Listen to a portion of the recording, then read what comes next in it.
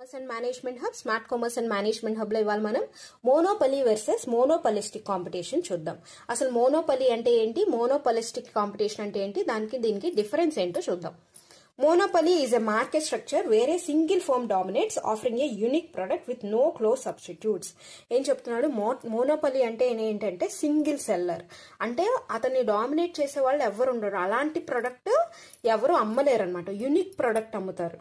అలాగే వాళ్ళు ఎంత ప్రైస్ చెప్తే అంత డిమాండ్ ఉంటుంది, ఓకేనా, మార్కెట్లో. For example Apple phones.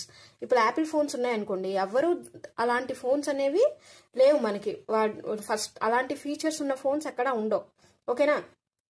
అది మార్కెట్లో రిలీజ్ అవ్వగానే అందరూ కొనేసుకుంటా ఉంటారు, ఓకేనా. దాని డిమాండ్ కూడా చాలా హైగా ఉంటుంది. ఇంకొకడు అలాంటి ప్రొడక్ట్సే తయారు చేసే వాళ్ళు ఎంటర్ అవ్వడం చాలా కష్టం. అదే చెప్తున్నారు, one seller unique product, high barriers to entry అవ్వాలంటే చాలా కష్టం, ఓకేనా, ఒక మార్కెట్లోకి.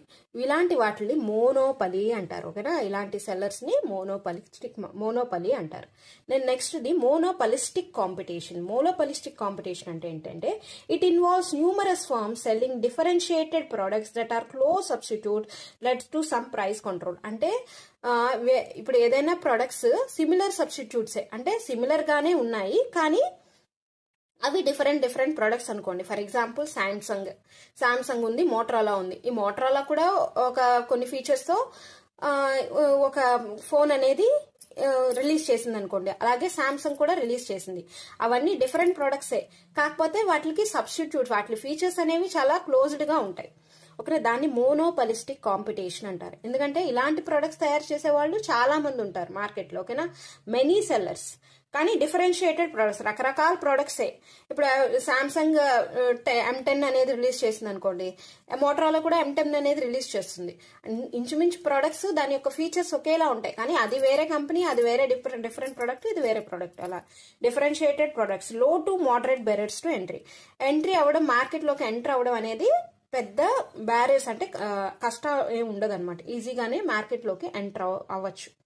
అలాగే ఇంటెన్స్ కాంపిటీషన్ అంటే కాంపిటీషన్ అనేది చాలా స్ట్రాంగ్ గా, హైగా ఉంటది. అవునా, ఒకరికొకరు కాంపిటీట్ అవటం అనేది ఉంటది. ఎందుకంటే ప్రైస్ లో గానీ, డిమాండ్ లో గానీ, అన్నిటిలోనూ. ఎందుకంటే మెనీ సెల్లర్స్ ఉన్నారు, చాలా మంది ఉన్నారు. అక్కడ మోనోపలీలో అలా కాదు, సింగిల్ సెల్లర్, యూనిక్ ప్రొడక్ట్. అతను కాంపిటేటర్ అనేవాడు ఉండడు, అతను ఏం చెప్తే అదే రాజ్యం, ఓకేనా. అది మోనోపలిస్టిక్ కాంపిటీషన్ కి డిఫరెన్స్, ఓకేనా. Thanks for watching.